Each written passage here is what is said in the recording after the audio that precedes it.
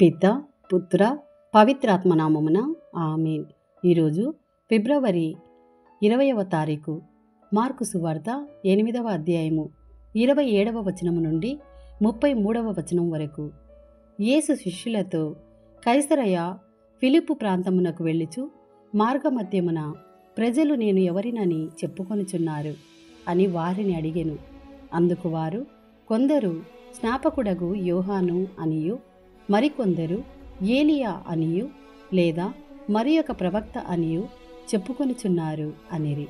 అప్పుడు యేసు, మరి నన్ను గూర్చి మీరు ఏమనుకొనుచున్నారు అని వారిని ప్రశ్నింపగా, పేతురు, నీవు క్రీస్తువు అని ప్రత్యుత్తరమిచ్చెను. అంతటా ఆయన తాను ఎవరైనది ఇతరులకు తెలపరాదని వారిని ఆదేశించెను.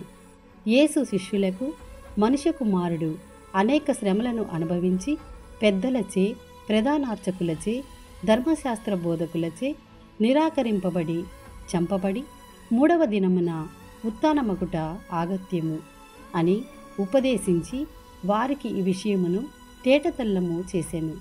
అంతటా పేతురు ఆయనను పక్కకు తీసుకొని పోయి అటుల పలకరాదు అని వారింపసాగెను.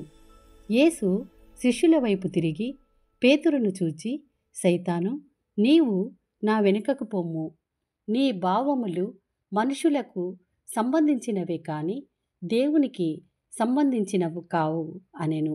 ఇది ప్రభుని వాక్కు. సర్వేశ్వరునికి వందనములు.